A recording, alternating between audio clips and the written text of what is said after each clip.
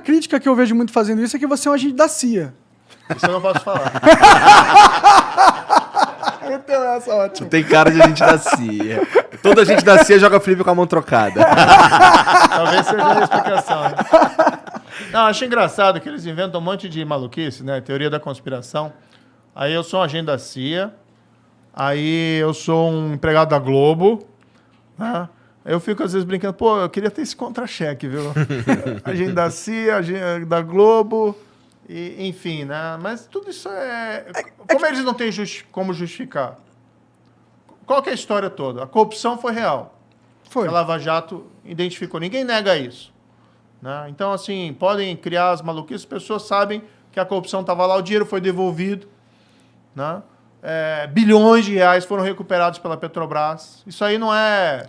ficção. Eu acho que quem duvida que existiu crimes ali e que o negócio era gigantesco tá querendo tapar a realidade de um jeito muito absurdo. Mas daí, como eles não têm como fazer isso, o que eles querem? Querem desviar o foco, desviar a atenção.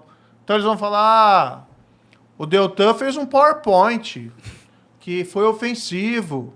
Nossa, o PowerPoint do Deltan, meu Deus do céu, né? Vamos aqui. Aí, em relação a mim, o Moro tem uma voz que é ruim, que não é boa. O Moro foi trabalhar depois para uma empresa que um ramo dela aqui no Brasil recebeu na falência lá por administrar créditos da Odebrecht. Ou seja, eles criam uma narrativa. Porque o que eles querem, na verdade? Eles não querem que olhe para a culpa deles, para o dinheiro que eles receberam de suborno, para quem pagou o suborno. Ou seja, inclusive esse pessoal quer voltar ao poder. E eles querem voltar ao poder... aparentemente, né? E eles querem voltar ao poder não admitindo que fizeram coisa errada. Não, é dizendo assim, o problema é o PowerPoint. Ou o problema é o Moro... O Moro? Falar o Moro? Não. O problema sou eu. 4 anos depois de largar o trabalho de juiz, ter ido arrumar um emprego numa empresa de consultoria internacional sem trabalhar para as empresas envolvidas na Lava Jato. Eu acho que a maior crítica a você mesmo, que rola e que eu acho que é a mais efetiva, vamos dizer assim, são as questões da Lava Jato, né? Das mensagens e tal. Das mensagens. Sim, eu acho que é o que mais eles usam hoje em dia, eu vejo, entendeu? Tipo, eles falam que... e eles ainda tentam usar isso pra inocentar o Lula de alguma forma, tá ligado? Tipo, você viu que inocentaram o Lula? Não inocentaram o Lula, não foi isso que aconteceu, né? Eles... Só tiveram que recomeçar a investigação e o Deltan falou que tem muita coisa ali que só não dá pra pegar de novo pra começar outro processo, até por várias razões. Tipo, processo se recomeçar agora, até ele se resolver, muita coisa se perdeu e tudo mais. Né? Mas assim, em relação à Lava Jato, teve muitas críticas também em relação a como ela se desdobrou. Por exemplo, o lance das não sei o que coercitivas, o lance prisões coercitivas. Não, é da condução coercitiva. Condução, é verdade, desculpa. O lance de uns vazamentos, assim, não é nem vazamento, mas de... Teve o vazamento de áudios, né? Remover o sigilo de determinadas coisas, como da ligação da Dilma lá pro Lula e tudo mais. Essas críticas aí que são feitas, aí trazem a mim a seguinte pergunta. Dava para fazer isso de um jeito que a gente conseguisse eliminar todas essas críticas? Por exemplo, existia um jeito menos... que armasse menos os inimigos políticos? Não dava, porque na verdade você tem que entender o seguinte. Se não fossem essas críticas, iam ser outras. Tá? É a história que eu falei aqui do PowerPoint. Esqueça a corrupção. Esqueça que o Lula foi condenado em primeira instância por mim, eu dei a sentença. Esqueça que a sentença foi confirmada pelo tribunal em Porto Alegre por 3 magistrados, 3 juízes profissionais. Esqueça que depois essa mesma sentença foi confirmada em Brasília pelo tal do STJ, Superior Tribunal de Justiça, por outros 5 juízes. O que interessa não é a corrupção confirmada ali em 3 instâncias. É dizer que a sentença foi dada por mim, que supostamente estaria... Trocando mensagem com os promotores. Trocando mensagem, não tem nada ali. Ninguém fala assim, a mensagem... Isso aí virou uma lenda, né? Tá, você vai olhar as mensagens lá. O que tem nas mensagens? Tem alguém fraudando prova? Não. Tem alguém ocultando prova que o Lula era inocente lá das acusações? Não tem. tem alguém combinando alguma coisa ilícita. Né? Tem alguém falando assim, ó, vamos fazer isso para prejudicar não sei quem, vamos fazer isso para enganar não sei quem. Não tem nada disso. O que eles pegam é uma narrativa, criam lá uma fantasia, por que eles querem esquecer? Querem esquecer, por exemplo, que o Lula tinha um sítio, que ele ia toda hora, tinha lá pedalinho, o nome dos netos dele, tinha lá almofada, ele dormia lá dentro do quarto principal, como se fosse dono, o sítio estava em nome de outra pessoa, tá? E foram lá Odebrecht, OS, reformar o sítio dele, gastaram lá centenas de milhares de reais, por exemplo. E qual que é a explicação? Você já ouviu alguma explicação do Lula sobre isso? Não, mas assim, eu também percebo, e você vai me desculpar, Tá. mas assim, eu entendo, eu acredito, eu pessoalmente, eu acredito que o Lula tá enrolado com o triplex, eu acredito que ele tá enrolado com o sítio, mas não tem o batom na cueca, como diria o Boechat, ou tem? Tipo, Olha, como é que a gente liga ele de forma irrefutável? Não dá, né? A gente imagina. Ô Igor, vamos colocar o seguinte, o que é a Operação Lava Jato revelou, tá? Que pegavam a Petrobras, os cargos lá de diretores, que nomeavam os diretores da Petrobras, e os diretores estavam lá com uma missão, arrecadar suborno das empreiteiras que tinham contratos com a Petrobras. Para quem que ia esse suborno? Tá? A ideia originária era que esse suborno fosse para os partidos, para financiamento ilegal, tá, de eleições, e fosse para enriquecimento ilícito dos políticos. E aí você tem, segundo lá está nos autos, as condenações, segundo lá declararam os colaboradores, os criminosos arrependidos, ia lá principalmente para o PT, para o PP, para o PMDB, mas tinha outros partidos também que receberam, políticos ali que receberam. Tá? Isso está na sentença, isso tem documento, não é só palavra de colaborador, está tudo lá documentado. Isso aconteceu por uns 10 anos. Durante qual governo? Governo do Lula, do PT. E foi ainda parte do governo da Dilma. Diretores nomeados por quem?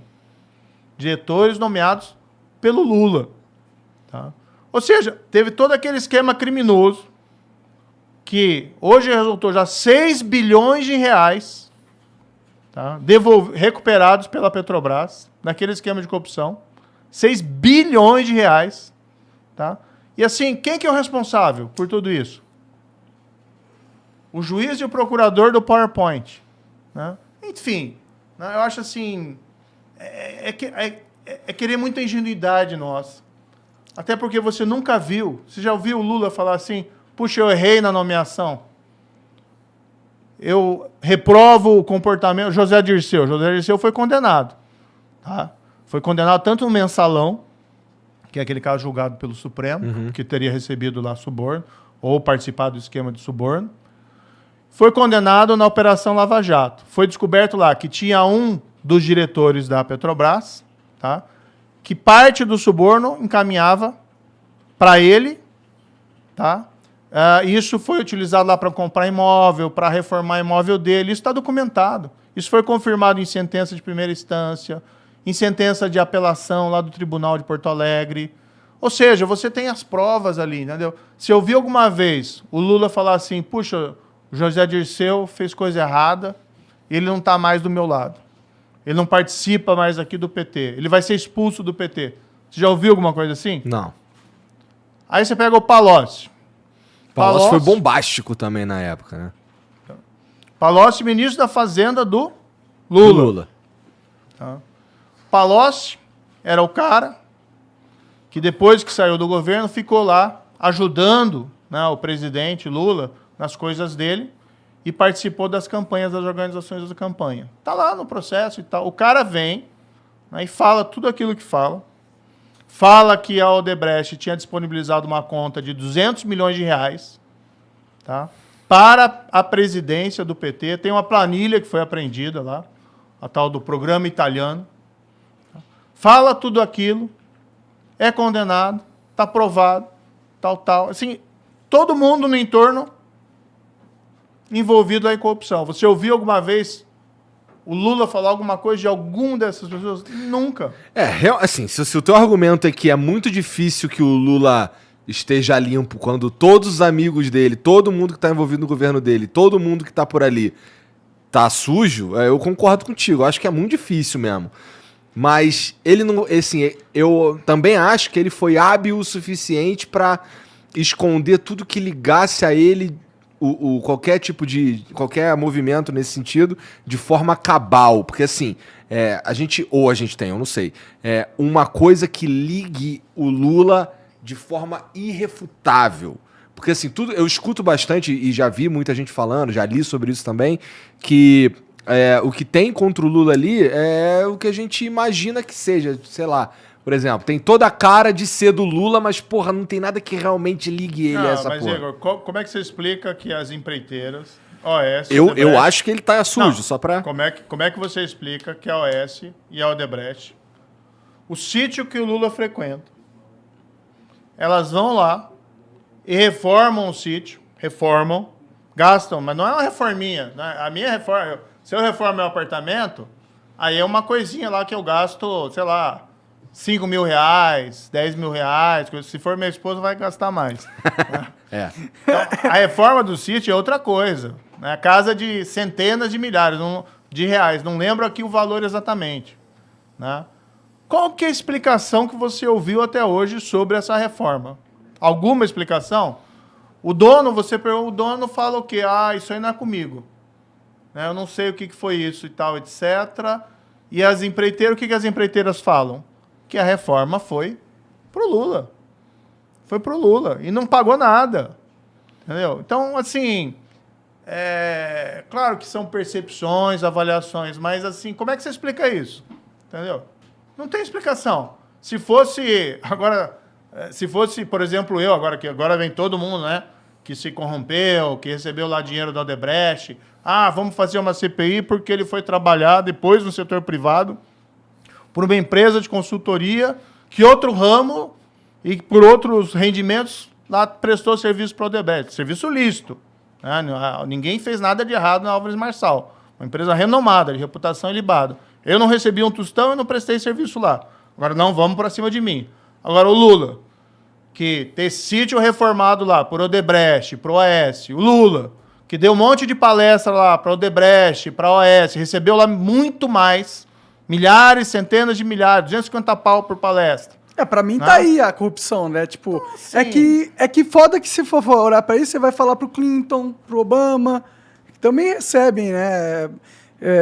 Dinheiro pra caralho pra fazer palestra, né? Mas isso teve coisa algum que esquema de corrupção de empreiteira junto à Petrobras durante o governo do Clinton? Não, eu só tô falando que eles são muito safo, mano. Eles são muito Eles malandros, cobriram conseguem... as pegadas de um jeito de bandido profissional mesmo, tá ligado? É difícil de pegar, assim, difícil de ligar. Eles tinham na mão uma máquina tão grande, tão poderosa, que ajudou eles de um jeito absurdo. Você tem os depoimentos, você tem os documentos, tem o cara falando, olha, o seu Palocci, por exemplo, falando que era o braço direito do Lula, falando, olha, era dinheiro da Odebrecht que colocou à disposição das campanhas presidenciais do PT, tá lá, e tem um documento apreendido. Não foi o Palocci que apresentou esse documento. Esse documento apareceu durante uma busca e apreensão, né, no celular lá do Marcelo Odebrecht e tá lá, entendeu? E o pessoal faz o cruzamento e vê lá, italiano é a Polícia Federal, relatório da Polícia Federal. Italiano é Palocci, amigo, que eles usavam esses codinomes, amigo é Lula,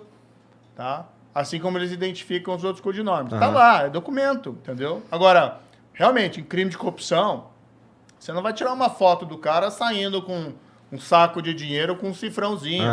Né? Isso